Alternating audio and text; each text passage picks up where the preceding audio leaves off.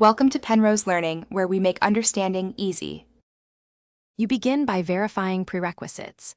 Ensure your VPN account, server address, and credentials are ready, and enroll MFA if required.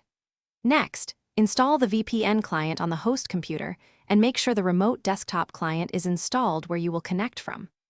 Once done, check network settings and open necessary ports such as RDP 3389 or enable split tunneling according to policy. These steps prepare the network path.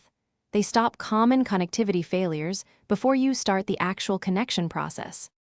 You now connect the VPN client to the chosen server and confirm a virtual IP is assigned. This verifies the tunnel is active.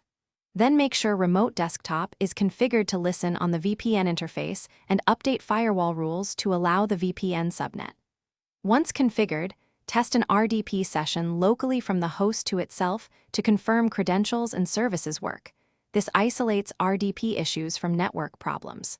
Finally, note latency and MTU. Adjust if large packets cause disconnections or lag over the tunnel.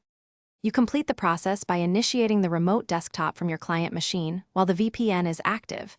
Verify screen rendering, keyboard/mouse input, and any clipboard or file transfer features you need. If performance is poor, switch VPN servers or protocol, UDP versus TCP, and tweak MTU to avoid fragmentation. Make sure DNS resolves internal host names across the tunnel.